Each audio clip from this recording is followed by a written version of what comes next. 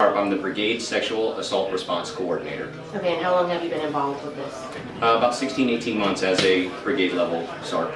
Okay, and can you give those who are watching a brief description of exactly what your program is about? SHARP, Sexual Harassment, Assault Response, and Prevention.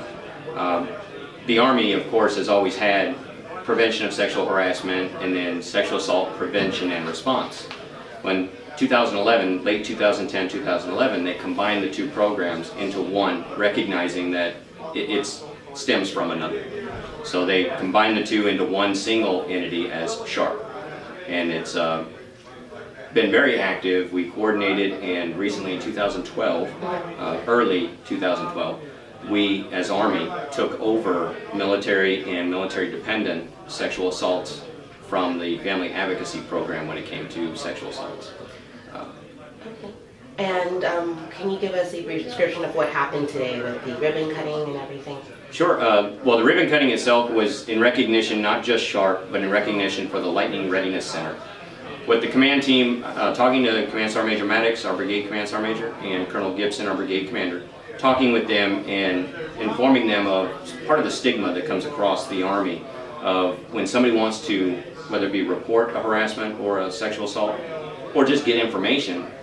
If they walk into an office where there's a lot of staff members, service members, leadership, they're not comfortable coming into that office because when they come out, it's a stigma of, oh, well, you saw who went into that office. So we tried to identify a location where we could bring all those special staff services away from the flagpole, so to speak, away from the command influence, so that service members and their dependents have the freedom to come and report, get information, or just stop and visit without having that stigma. So that's why we selected this building, and as Colonel Gibson said at the actual cutting ceremony, it was just for that. We held on and fought to keep this building for the Lightning Readiness Center. Okay, and you said fought for it. Was there paperwork? Was there a lot of stuff going on? Fort Hood, anytime there's a movement of one unit to another, we do a lot of building switches. So okay. As we're building our new Lightning Ranch for the entire Defense Brigade, just outside the East Gate, we have to give up certain buildings as we move.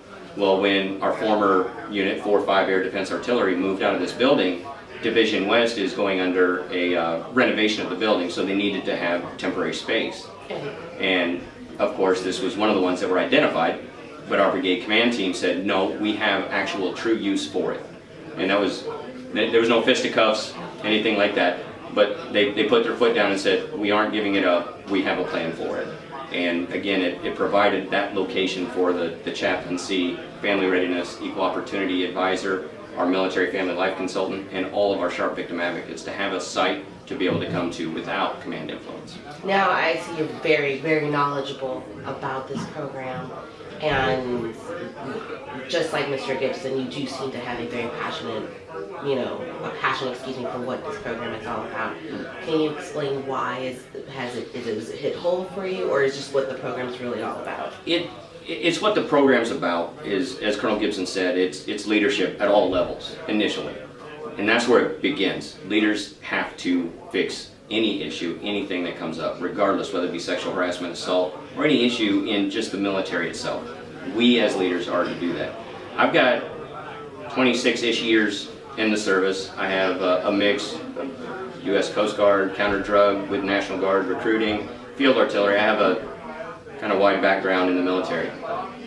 But when I was being raised as a non-commissioned officer, my mentor, who is now a Command Sergeant Major, Sergeant Major William E. High, he mentored us with dignity and respect, and to always treat others with dignity and respect, no matter what the instance is. And that's something that I've always held true and dear to my heart.